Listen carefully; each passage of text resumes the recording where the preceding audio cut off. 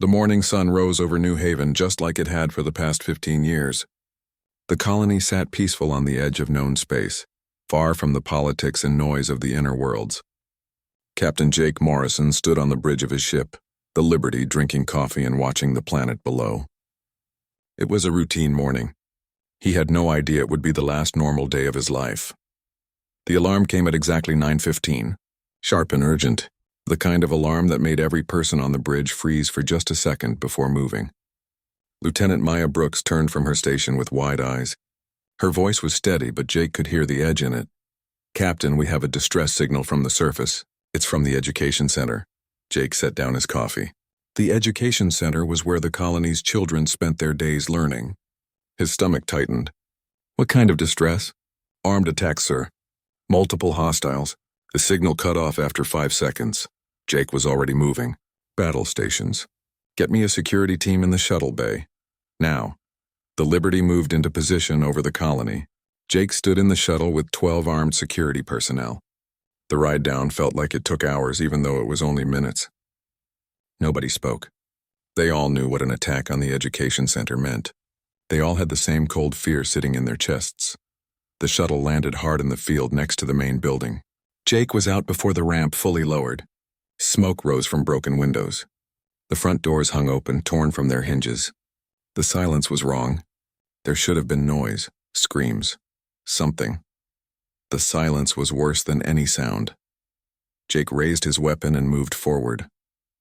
His team spread out behind him. They entered the building and the smell hit them first. Burning and something else, something metallic and wrong. Blood. The main hall was destroyed. Desks were overturned. Papers scattered everywhere. Scorch marks on the walls from energy weapons. And then Jake saw the first body. A teacher, Mrs. Patterson. She had taught his niece back on Earth before transferring here. She was lying near the wall, her arms stretched out like she had been trying to protect something. "Secure the building," Jake said quietly. His voice didn't sound like his own. "Look for survivors." The team moved through the halls.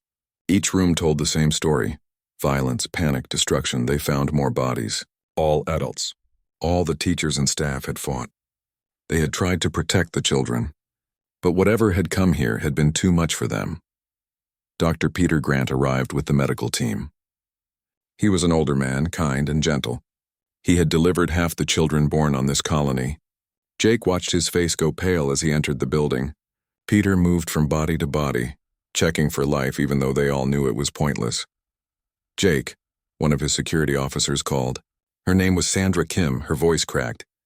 "You need to see this." Jake followed her to what had been a classroom. The back wall was blown open. Outside, the grass was torn up. Landing marks. A ship had been here, and on the floor, arranged in a neat line, were 12 small bodies. Children. They had been executed. Shot in the back as they ran. Jake felt something break inside him. He had seen combat. He had fought in border skirmishes. He had lost friends. But this was different. These were babies. The oldest couldn't have been more than 12 years old.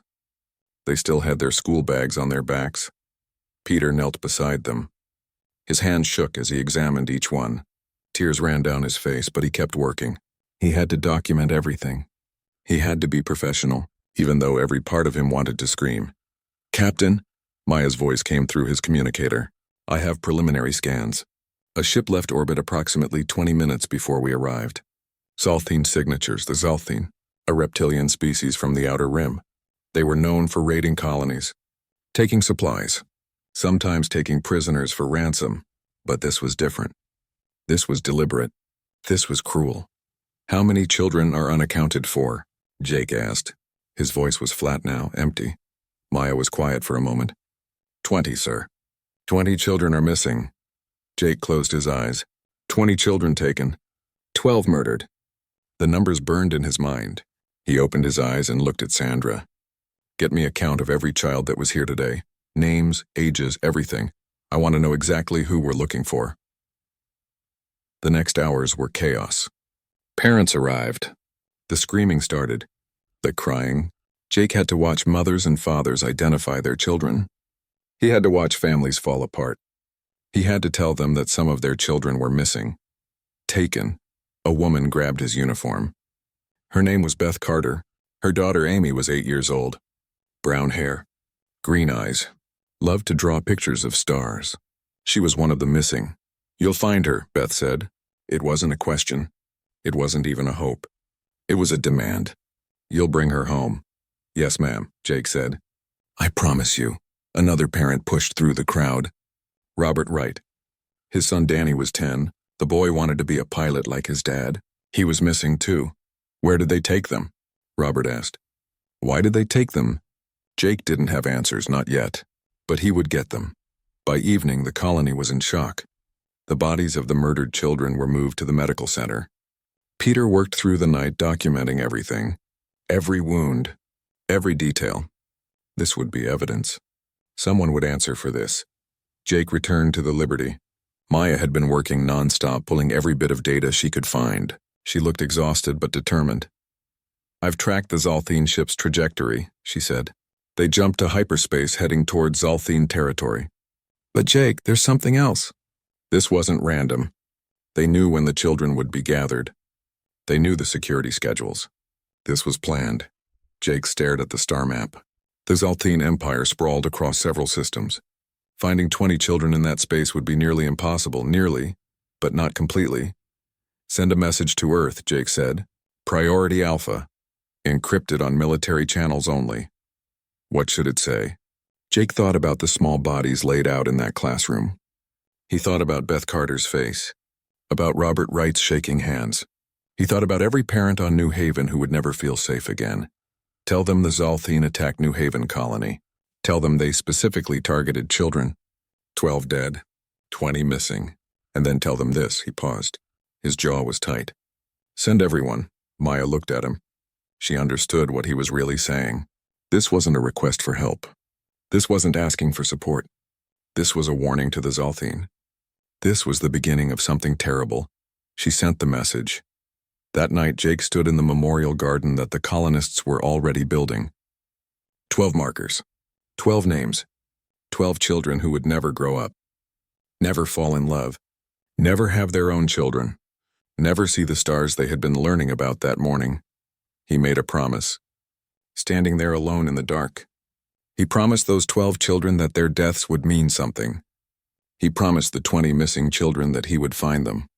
And he promised the Zalthine something too. Something cold and hard and final. They had made a mistake. They had hurt human children. They had crossed a line that couldn't be uncrossed.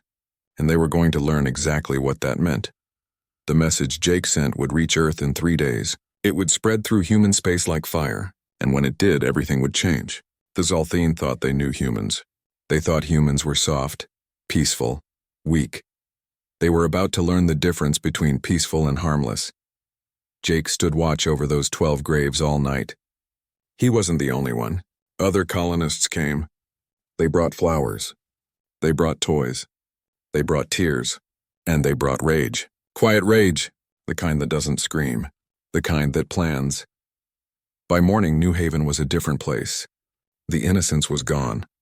The safety was gone. But something else had taken their place. Purpose, unity, and a collective understanding that this attack wouldn't stand. Couldn't stand. The Zalthine had thought they were raiding a weak frontier colony. They thought they were taking prizes. They thought wrong. They had attacked humanity's children, and humanity was about to respond. The message from New Haven reached Earth on a Tuesday afternoon. It came through military channels, encrypted and marked Priority Alpha. The officer who received it read it twice. Then she ran to find her commanding officer. Within an hour, every major military installation in human space knew what had happened. Admiral Henry Cole was in a meeting when his aide interrupted. The young man's face was pale. His hands shook slightly as he handed over the datapad. Henry read the message. His face didn't change expression, but everyone in the room saw his knuckles go white as he gripped the pad. "Clear the room," Henry said quietly. "Security level Alpha, now." The meeting emptied in seconds. Henry stood alone for a moment, reading the message again. 12 children murdered, 20 taken. He thought about his own grandchildren back home. He thought about every child he had ever known. And he felt something cold and heavy settle in his chest. He called an emergency session of the Defense Council. They gathered within 2 hours. Admirals, generals, intelligence directors, and Senator Lisa Monroe, head of the Colonial Affairs Committee. Lisa was known for her diplomatic approach. She believed in talking before fighting. She had spent 20 years building bridges between humans and other species. She stood before the council and pulled up images on the main screen. Pictures from New Haven, the destroyed classroom, the small bodies, the grieving parents. Her voice was steady, but tears ran down her face. "These are our children," she said. "Human children, murdered by the Zalthine Empire in what appears to be a deliberate attack on a civilian target." She showed more images, school records, smiling faces, birthday parties. 20 more children are missing. Intelligence suggests they were taken as trophies by Zalthine war leaders.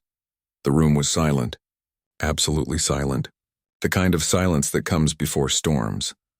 "I have spent my career advocating for peaceful solutions," Lisa continued. "I have argued against military action. I have pushed for diplomacy and understanding." She paused. Her hands gripped the podium. "Not this time. This is different. They hurt our children. They murdered our babies, and they took 20 more." She looked around the room at the faces of humanity's military leadership. "I move that we invoke Protocol Nightfall." The silence deepened. Protocol Nightfall had never been used. It was created after the first contact wars as a last resort. It was designed for one scenario only: an existential threat to humanity's survival, or an attack on humanity's most fundamental values. It authorized total military mobilization. It suspended normal rules of engagement. It meant war without limits until the threat was eliminated. "I second the motion," General Karen Wells said immediately. Karen commanded the Marine Corps. She was a tough woman who had seen plenty of combat. She had never supported Protocol Nightfall in any previous discussion. But her face now was carved from stone. "Let's vote." The vote took 30 seconds. It was unanimous. 15 members of the Defense Council. 15 votes for Protocol Nightfall. Admiral Henry Cole stood up. "As Supreme Commander of Human Defense Forces, I'm activating Protocol Nightfall effective immediately. All military personnel are recalled to duty. All reserves are activated. All shipyards move to maximum production. Rules of engagement against the Zalthine Empire are suspended. The mission is simple: bring our children home.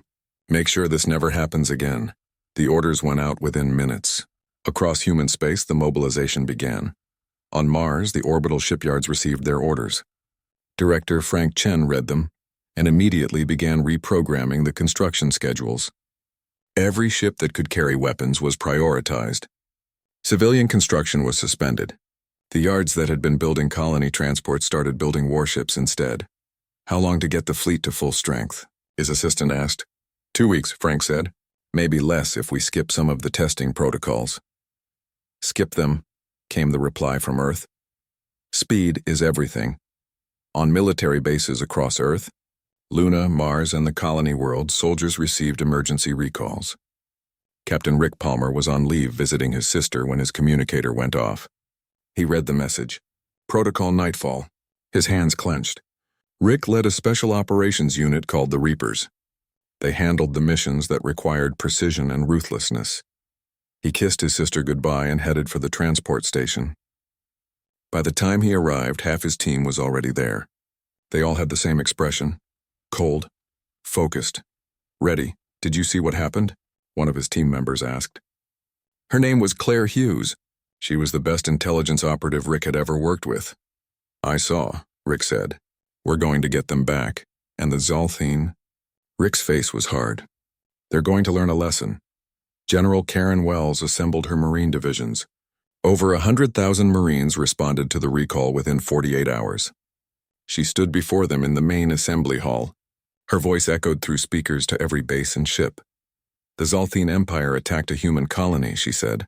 "They specifically targeted children. They murdered 12. They took 20 more. We are going to respond." The Marines stood silent, listening. Every single one of them understood what this meant. "Some people think we're soft," Karen continued. "They think because we value peace we're weak. They think because we try diplomacy first we can't fight. The Zalthine thought that. They were wrong." She paused. "We're not soft.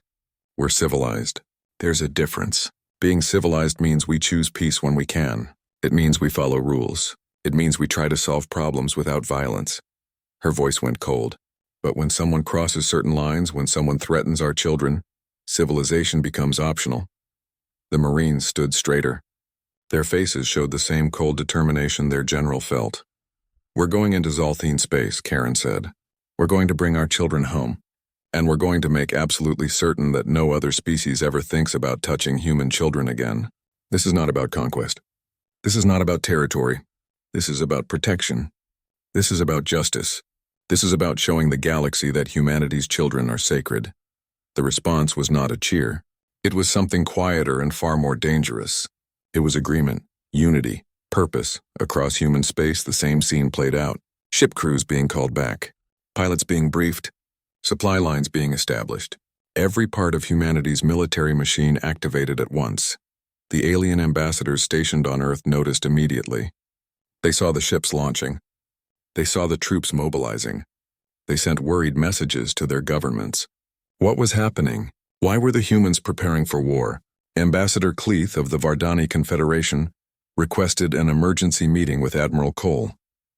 The Vardani were allies of humanity. They had fought together in the past. Cleith considered himself a friend to humans. He arrived at military headquarters and was immediately struck by the atmosphere. Everyone moved with purpose. Faces were grim. The usual friendly greetings were absent. Henry Cole met him in a secure conference room. The Admiral looked tired, but his eyes were sharp. "Henry, what's happening?" Cleith asked. "Our intelligence shows massive military mobilization." "Are you being invaded?" "No," Henry said simply. "Then why?" "What's changed?" Henry pulled up the images from New Haven. He showed them to Cleith without comment. The ambassador looked at the destroyed school. The small bodies. His translator device struggled to convey his shock. "This was the Zalthine?" Cleith asked. "Yes, but why would they attack children? That makes no strategic sense." Henry's face was hard.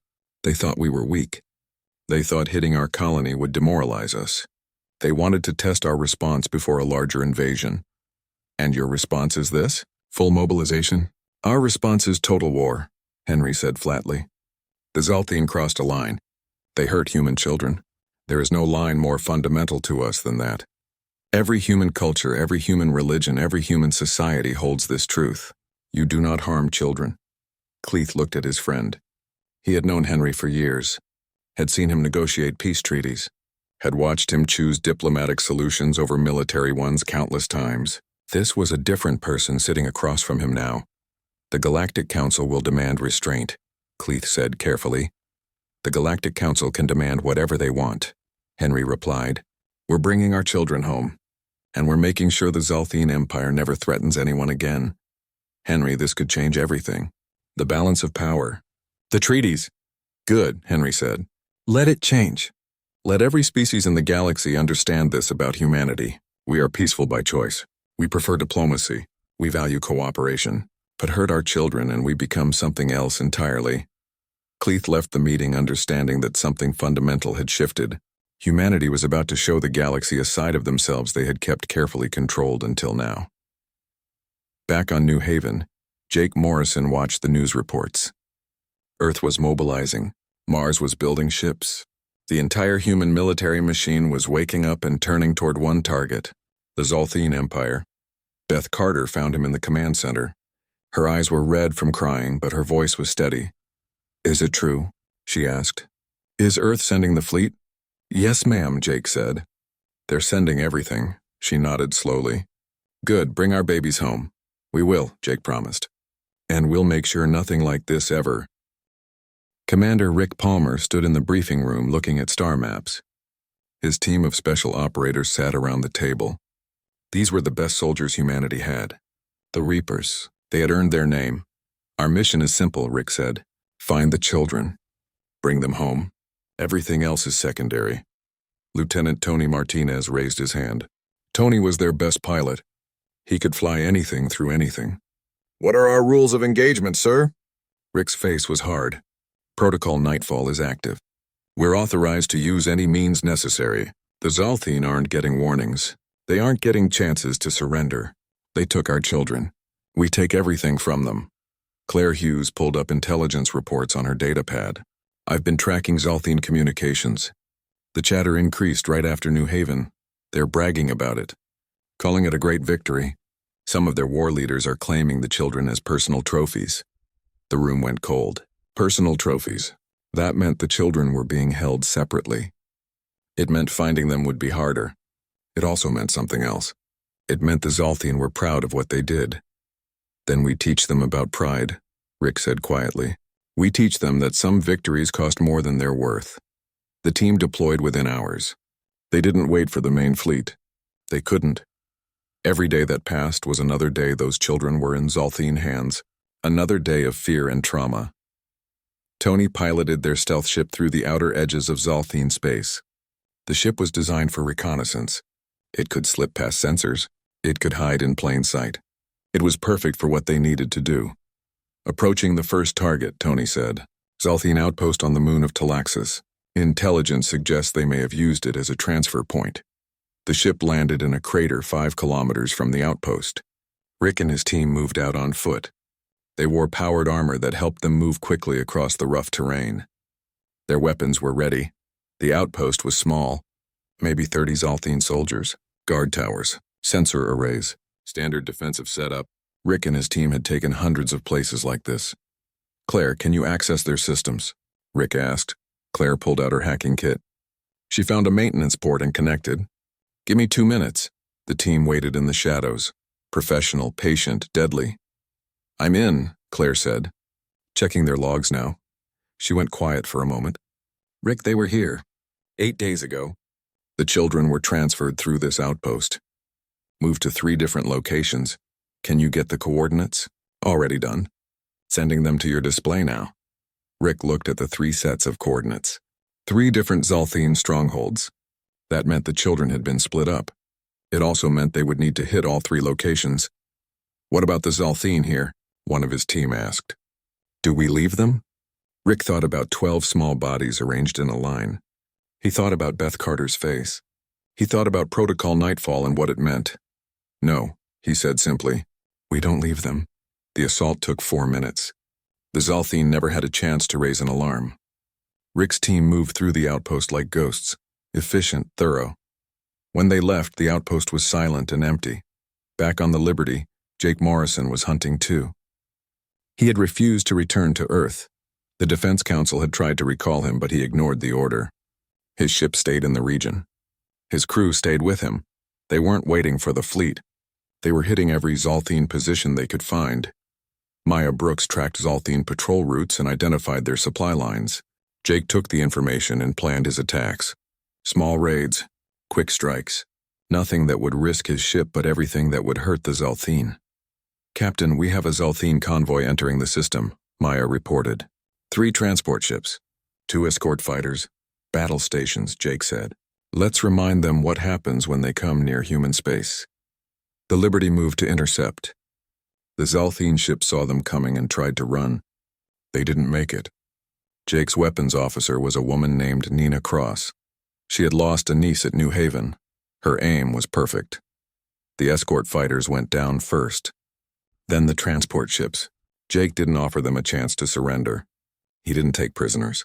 Word was already spreading through Zalthine space. Avoid the human ships with red markings. The human captain doesn't take prisoners. Jake knew what he was becoming. He knew that hunting like this changed a person, but every time he thought about stopping, he remembered those children. He remembered his promise to Beth Carter, and he kept hunting. Tony Martinez flew his stealth ship deeper into Zalthine territory. Rick's team hit the first stronghold where children were being held. They came in hard and fast. The Zalthine tried to fight, but they weren't prepared for human special forces operating without restrictions. Rick found the children in a locked room. 3 of them, 2 boys and a girl. They were scared, dirty, but alive. The girl was Amy Carter. She saw Rick and his team and started crying. It's okay, Rick said gently. His voice was different now, soft, kind. You're safe now. We're taking you home. Amy threw herself at him. Rick caught her and held her while she cried. The 2 boys grabbed onto other team members. They were all shaking. Are there others? Rick asked Amy. Other children? She nodded. They split us up. Danny is at another place. I heard the lizard men talking. We'll find him, Rick promised. We'll find all of you. They extracted the 3 children and got them back to the stealth ship. Claire stayed behind to pull data from the Zalthine computers. She found more information, more locations, more details about the attack on New Haven. She also found something that made her blood run cold. The attack had been a test. The Zalthine were planning to invade human colonies. They wanted to see how humans would respond. They thought hitting children would break human morale, would make other colonies easier targets. "Rick, you need to see this," she said over the comm. Rick read the file she sent. His face went completely blank. That was when he was most dangerous.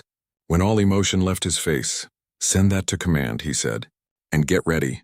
We're hitting the next location tonight." Back on Earth, Admiral Henry Cole received Claire's intelligence report. He read it in his office with the door locked. Then he called Senator Lisa Monroe. "They planned this," he said without preamble. "The attack on New Haven was deliberate. It was a test to see if they could break us before a full invasion." Lisa was quiet for a long moment. "Then we show them they picked the wrong test subjects." "The fleet is almost ready," Henry said. 3 days. Then we move in force. And the Reapers? They've already found 3 of the children. They're hitting more locations. Palmer is asking for additional teams to speed up the search. "Give him whatever he needs," Lisa said. "Bring those children home." Rick's team hit the second location 2 days later. They found 5 more children, including Danny Wright. Danny was hurt. Not seriously, but enough to make Rick's team even more determined.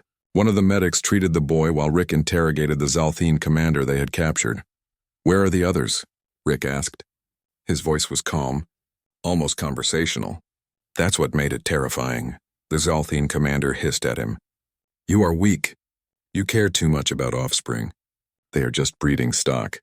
Rick looked at the commander for a long moment. Then he smiled. It wasn't a nice smile. "You don't understand," Rick said. "That's what makes you weak. You don't understand that caring about our children makes us stronger. It gives us purpose. It gives us lines we won't cross and lines we'll die defending." He leaned closer. "You crossed that line. Now you're going to help us fix it." The interrogation took hours. Rick's team was very good at their job. By the end, they had locations for 8 more children. They also had names of every Zalthine leader involved in the New Haven attack. "What do we do with him?" one of Rick's team asked, pointing at the Zalthine commander. Rick stood up. "Leave him. Let him explain to his superiors how he gave up everything. Let him live with knowing he broke." They moved to the next location, then the next. Each time they found more children. Each time they sent the children back to human space on fast courier ships. Each time they left the Zalthine strongholds in ruins. Jake Morrison's hunting continued too. His ship had become a legend. A nightmare. Zalthine captains changed their routes to avoid him, but Maya Brooks was better at tracking than they were at hiding. The Liberty found them. Every time. On the 10th day of the hunt, Rick's team hit the largest stronghold. This was where the Zalthine war leader responsible for planning the New Haven attack kept his headquarters. Intelligence said he had 6 of the missing children as personal trophies. The stronghold was heavily defended. Rick called in support. 3 other Special Forces teams joined him. Tony flew cover with armed drones. They planned the assault for 72 hours.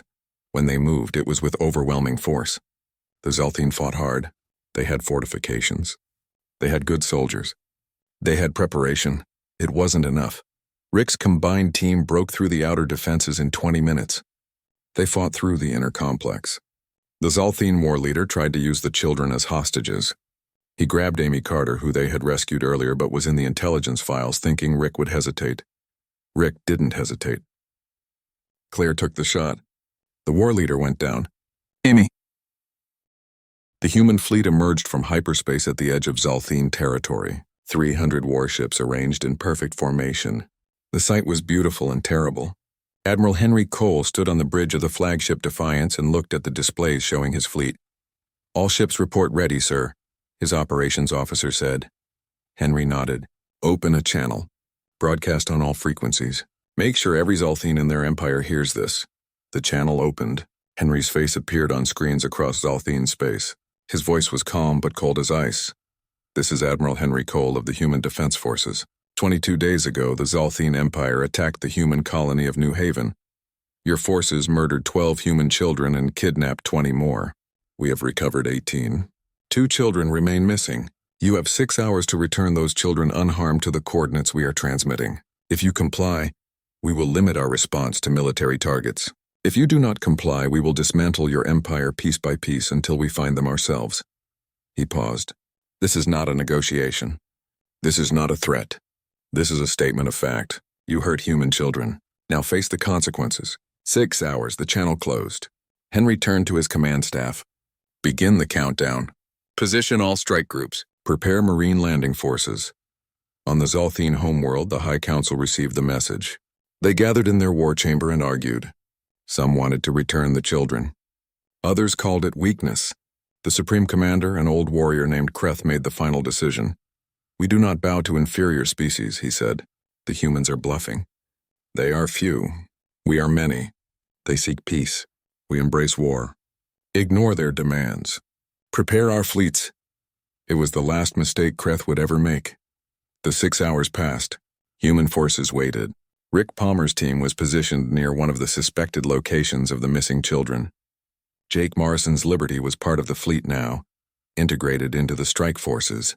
General Karen Wells stood with her Marines ready to deploy. The countdown reached 0. Henry gave the order. "Execute Operation Righteous Fury. All units engage." The human fleet moved forward. The Zalthine had assembled their own fleet to meet them.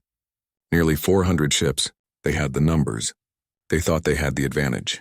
The battle began at range, missiles, energy weapons, both sides testing each other. The Zalthine fought with the confidence of a species that had conquered others. They had experience. They had tradition. They had pride.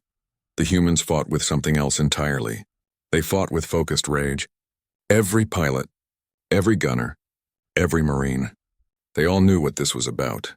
They had all seen the images from New Haven. Some of them had children of their own. All of them understood what was at stake. The Zalthine learned quickly that experience meant nothing against desperation backed by skill. Lieutenant Tony Martinez flew his fighter through the Zalthine formations. His squadron followed him like they were connected by invisible strings. They didn't fly like pilots doing a job. They flew like parents protecting children. The difference was everything.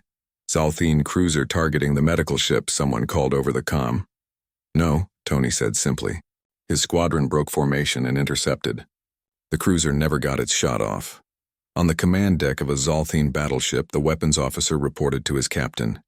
"Sir, the humans are fighting differently than our intelligence suggested. They are more aggressive, more coordinated. They are not following standard military doctrine." The captain watched his tactical display. He saw what his officer meant.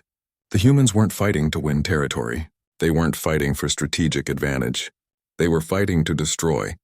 Every Zalthine ship that fell was completely destroyed. No disabled ships. No retreats accepted. "They are angry," the captain said. He understood now. Too late, but he understood. We should not have touched their young. His ship took fire from 3 human destroyers at once. It broke apart. The captain's last thought was about his own offspring back home. General Karen Wells watched the space battle from her transport ship. Her Marines were ready, waiting for the ground assault phase. She could feel their tension, their readiness. They wanted to fight, needed to fight. This was personal for all of them. "General, we have clearance for planetary assault," her aide said. "Target is the military complex on Zalthine Prime. Intelligence suggests the last 2 children may be held there."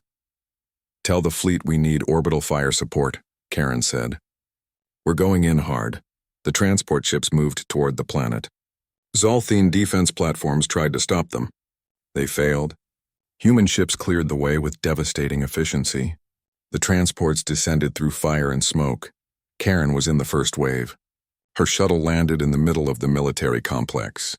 The ramps dropped and her Marines poured out. The Zalthine soldiers tried to form a defense. They were brave. They were trained. They fought hard. It didn't matter. The human Marines hit them like a hammer. No mercy, no hesitation.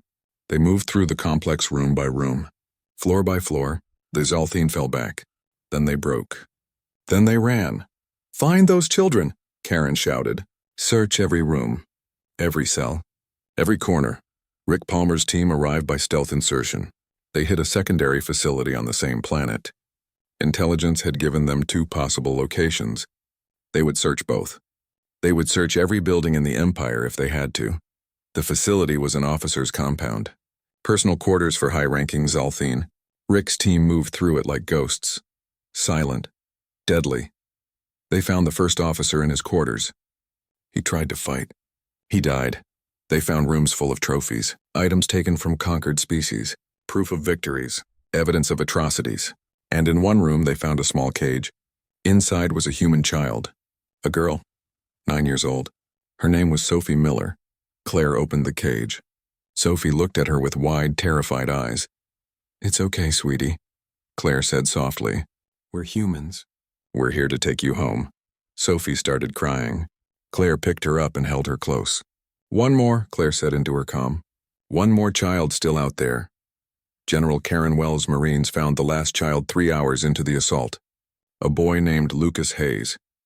He was being held in a secure bunker beneath the military complex. The Zalthine had been using him as insurance. A bargaining chip if things went wrong. Things had gone very wrong. The Marines blasted through 3 security doors. They neutralized the guards. They found Lucas in a locked room. He was scared but alive. A Marine named Sarah Cruz picked him up. "You're safe now," she said. "You're going home." Lucas grabbed onto her and wouldn't let go. Sarah carried him all the way back to the transport ship. She didn't put him down once. "All children accounted for," Karen reported to Admiral Cole. 20 recovered alive, 12 killed. "We've got them all, sir." On the bridge of the Defiance, Henry closed his eyes for just a moment. Every child found. Every family would get either their child back or at least closure. It wasn't enough. It would never be enough. But it was something. "Acknowledged," he said. "Now we finish this." The Zalthine High Council sent a surrender offer. They would pay reparations. They would turn over the leaders responsible. They would sign any treaty. Anything to stop the assault. Henry read the offer. Then he declined it. "We didn't come here for your surrender," he transmitted back. "We came here to make sure this never happens again." The assault continued. Human forces systematically dismantled the Zalthine military. Every ship, every base, every weapons facility.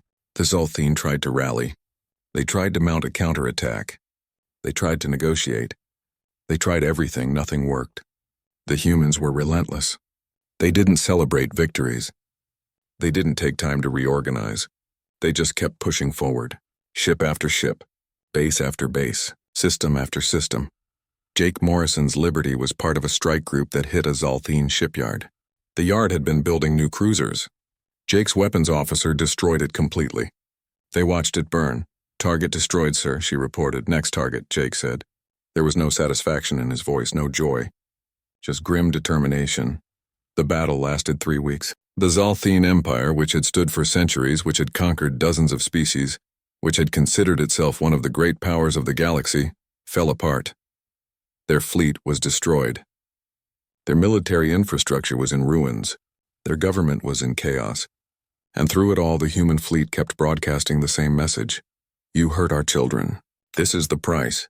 Other species watched in shock. The humans, who they had thought were peaceful and soft, had torn apart an empire in less than a month. The Galactic Council sent delegations. They demanded explanations. They called for restraint. They threatened sanctions. Henry Cole ignored them all. His focus was complete. His purpose was clear. The Zalthine had crossed a line. They would learn what happened when you crossed that line with humanity. On the 4th week, the Zalthine High Council sent a different message. Supreme Commander Kreth was dead. The new government was asking not for negotiation, but for terms of surrender. They would accept anything, do anything. They just wanted it to stop. Henry finally agreed to talk. He met with the Zalthine representatives on a neutral station. They were older Zalthine, diplomats and scholars rather than warriors. They looked at Henry with something like fear. The transport ship carrying the recovered children arrived at New Haven on a bright morning. Captain Jake Morrison was there to meet it. He had returned 2 days earlier after the fleet stood down. He looked older now, more worn. But he was there. The ship landed in the main colony square. Hundreds of people had gathered, parents, families, friends. The whole colony came to witness this moment. The ramp lowered slowly. There was a moment of silence. Then the first child appeared. Amy Carter stood at the top of the ramp. She looked small and scared. Then she saw her mother. Beth Carter pushed through the crowd and ran forward. Amy ran down the ramp and into her mother's arms. They collapsed together, crying. The crowd gave them space. This moment was theirs. One by one, the other children emerged. Danny Wright found his father. Sophie Miller found her parents. Each reunion was tears and hugs and words that couldn't quite express everything everyone felt. Jake watched from the side. His face was wet, but he didn't wipe the tears away. Dr. Peter Grant moved among the children with his medical team. They would need care. Physical care for their injuries, mental care for their trauma. Peter had been preparing for weeks. He had brought in specialists, set up support systems. He would make sure these children healed as much as they could. The 4 children who hadn't survived came home too, their bodies in flag-draped caskets. Their families received them in a private ceremony. The grief was profound, but there was also a kind of closure. They were home. They weren't lost in space somewhere. They had been brought back with honor. The colony held a memorial service that evening. 16 names. 12 murdered at the school. 4 who died in captivity. Jake stood with the families and read each name aloud. After each name, someone came forward and told a story about that child. What they loved, what they dreamed about, who they were. When it was over, Beth Carter found Jake. She hugged him tight. "Thank you," she said. "Thank you for bringing her home." "I promised," Jake said simply. On Earth, Admiral Henry Cole addressed the Galactic Council. The council chamber was packed with representatives from dozens of species. Many of them were angry. Some were scared. All of them wanted to understand what had just happened. The human response to the New Haven attack was excessive. One ambassador declared, "You destroyed an entire empire. You violated multiple treaties. You acted without council approval." Henry stood at the podium and looked at the assembled aliens. He didn't look apologetic. He didn't look defensive. He looked calm and certain. "The Zalthian Empire attacked a human colony," he said. "They specifically targeted children. They murdered 12. They kidnapped 20 more. Our response was proportional to the crime." "Proportional?" another ambassador said. "You reduced their military to nothing. You destroyed hundreds of ships. Thousands died." "Yes," Henry agreed, "and every human would do it again." "Do you understand what you're asking? You're asking why we responded so strongly to an attack on our children." He paused and looked around the chamber. "Let me explain something about humanity. We are not a warlike species. We prefer peace. We value cooperation. We seek diplomatic solutions. But there are lines you do not cross with us. The most fundamental line is this: you do not harm our children." He pulled up images on the main display. The destroyed classroom, the small bodies, the grieving parents. The entire council chamber fell silent. "Every species here has instincts to protect their young," Henry continued, "but humans take it further. Human children are not just the next generation.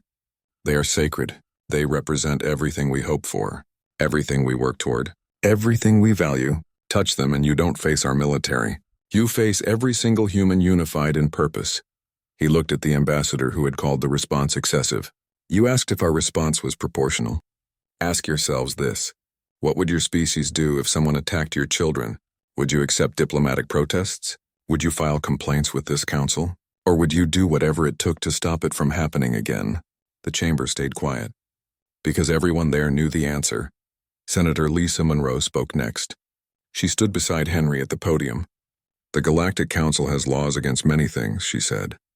"But you have no strong laws protecting children. No universal agreement that children of any species are off limits in conflicts. We are proposing new treaties. New laws, strong ones, with enforcement mechanisms that have real consequences." She pulled up a document. "This is the Child Protection Accords. It makes attacks on children of any species a universal crime. It requires all council members to respond to violations. It creates penalties including economic sanctions, military intervention, and ejection from the council." "You cannot dictate terms to this council," an ambassador objected. "We're not dictating," Lisa said. "We're informing. Humanity will sign these accords. We will enforce them whether you join us or not. We would prefer you join us. We would prefer this becomes universal law. But if it doesn't, humanity will still act to protect children. Any children, not just human ones." The vote on the accords took 3 days. In the end, it passed almost unanimously. The few who voted against were species known for aggressive expansion. They suddenly found themselves isolated. No one wanted to be seen as against protecting children. The Accords passed and became galactic law. Attacks on children were now treated the same as genocide. Swift, severe, universal response. It became known as the New Haven Accords, a testament to the children who died and the price the Zalthine paid for killing them. Commander Rick Palmer returned home to Earth. His team was given medals and honors. They attended ceremonies and gave interviews. Rick did it because it was his duty. But he didn't feel like a hero. He felt tired. Claire Hughes found him after one ceremony. "You okay?" she asked. "I keep thinking about the ones we didn't save," Rick said. "The 12 at the school. The 4 in captivity. We got there too late for them. We got there in time for 18, Claire said. We sent a message that will protect millions more. That matters, Rick. Does it balance out? Claire was quiet for a moment. I don't know. Maybe we're not supposed to balance it. Maybe we're just supposed to remember. Remember what we fought for. Remember why it mattered. General Karen Wells addressed her Marines one last time before they returned to regular duties. She stood before thousands of them in the main assembly hall. What we did will be studied for years, she said. Historians will analyze it. Politicians will debate it. Philosophers will question it. Let them. We know why we did it. We know it was right. The Zalthine attacked our children. We responded. We brought them home. We made sure it won't happen again. That's all that matters. The Marines stood at attention. They had carried out their mission. They had paid the price in stress and trauma, and things they would never forget, but they had done what needed doing. When you go home, Karen continued, when you see children playing in parks or going to school or laughing with their families, remember that your actions protected them. Remember that because of what you did, those children are safer. Other species now know there are consequences for crossing certain lines. That's your legacy. On New Haven, life slowly returned to normal. The colony rebuilt the education center, made it stronger, added security. The children returned to school. Some had trouble. Amy Carter had nightmares. Danny Wright was quiet and withdrawn, but Dr. Peter Grant and his team worked with them, gave them time, gave them support. Slowly, bit by bit, they healed. Jake Morrison's ship stayed in orbit. He had been offered promotions, command positions. He turned them all down. His place was here, watching over New Haven, making sure it never happened again. Beth Carter visited him on his ship a few months after the rescue. Amy is doing better, she said. She's drawing again, smiling sometimes. She has a long way to go, but she's getting there. That's good, Jake said. She asked about you, Beth continued. She wanted me to tell you something. She said to thank the captain who promised to bring her home. She said you kept your promise. Jake's eyes got wet. She's a brave kid. They all are, Beth agreed. The ones who made it and the ones who didn't. They were all so brave. The memorial garden grew over time. Families added things, pictures, toys, flowers. It became a place of remembrance but also of resolve, a reminder of what was lost and what was protected.